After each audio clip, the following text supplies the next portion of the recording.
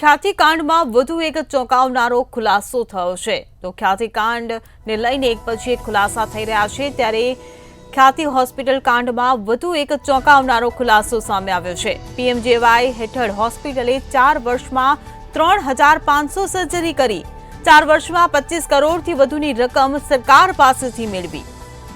તો ડોક્ટર પ્રશાંત વજીરાણીના ક્લિનિક પર તપાસ કરવામાં આવે છે, ત્યારે આનંદનગર ખાતે આવેલા ક્લિનિક પર તપાસ કરવામાં આવી છે।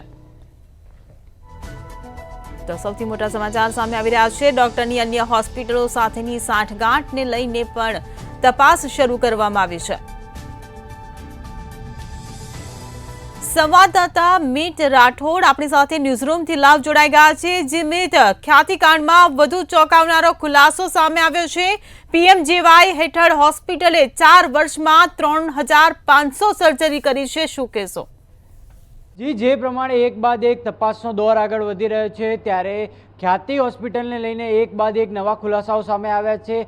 હાલમાં જે મળતી માહિતી મુજબ ખ્યાતિ હોસ્પિટલમાં છેલ્લા 4 વર્ષની અંદર 3500 જેટલી સર્જરીઓ કરવામાં આવી પીએમજે યોજના હેઠળ, અને તેની માટે સરકાર પાસેથી 25 કરોડથી વધુની રકમ જે છે તે ખ્યાતિ હોસ્પિટલ મેળવી ચૂકી છે। પરંતુ આમાંથી કેટલી સર્જરીઓ યોગ્ય હતી તેના અંગે પણ મોટો જે શંકા પેદા થનારી છે, એટલે તે અંગે પણ જે તપાસ એફએસએલને સાથે રાખીને હાલ કરવામાં આવી રહી છે। પરંતુ વધુ એક મોટો ખુલાસો થયો છે કે જે ડૉક્ટર પ્રશાંત વજીરાણી છે, જેમને 7 લોકોની જે એન્ડોપ્લાસ્ટી કરી હતી, તેના આનંદનગર ક્લિનિક ખાતે પોલીસ દ્વારા તપાસ કરવામાં આવી હતી, અને અન્ય હોસ્પિટલો સાથેની એની જે સાંઠગાંઠ છે તેને લઈને પુરાવા એકત્રિત કરવામાં આવ્યા હતા। એટલે કે જો અન્ય હોસ્પિટલ સાથે મળીને પણ શું પ્રશાંત વજીરાણી જે ડૉક્ટર છે તે આ પ્રકારની જે ખોટી સર્જરીઓ અથવા સારવાર કરે છે કે નહીં, તેને લઈને પણ કેટલીક તપાસ પોલીસ દ્વારા હાલ કરવામાં આવી રહી છે। પરંતુ હાલ મહત્વનો ખુલાસો એ છે કે 4 વર્ષમાં 3500 જેટલી જે સર્જરીઓ છે તે ખ્યાતિ હોસ્પિટલમાં કરવામાં આવી,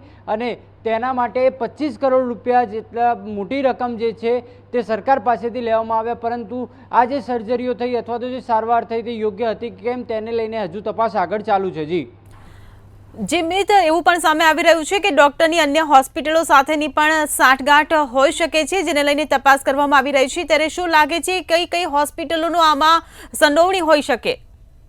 જી ચોક્કસ, પીએમજે યોજના હેઠળ અમદાવાદની અંદર 213 હોસ્પિટલો જે છે તે નોંધાયેલી છે। એટલે કે અન્ય હોસ્પિટલો સાથે પણ શું પ્રશાંત વજીરાણી જે સાંઠગાંઠ કરીને આ પ્રકારની ખોટી સારવાર અથવા તો બિનજરૂરી સારવાર કરતો હતો, અને તેને લઈને પુરાવા એકત્રિત કરવાની પોલીસ દ્વારા કાર્યવાહી કરવામાં આવી છે। એટલે કે જો હજુ પણ આની અંદર વધુ ખુલાસા થઈ શકે, અન્ય હોસ્પિટલોનું પણ નામ ખુલી શકે તેવી શક્યતાઓ રહેલી છે, અને પોલીસ દ્વારા વધુ તપાસ જે ડૉક્ટર પ્રશાંત વજીરાણી છે તેના ક્લિનિક પર હાલ કરવામાં આવી રહી છે। દસ્તાવેજો મેળવવામાં આવે છે, વધુ તપાસ બાદ છે અનેક ખુલાસા થાય તેવી શક્યતાઓ છે। જી મિત, સમગ્ર માહિતી બદલ આભાર। તો ખ્યાતિ હોસ્પિટલ કાંડમાં વધુ એક ચોંકાવનારો ખુલાસો થયો।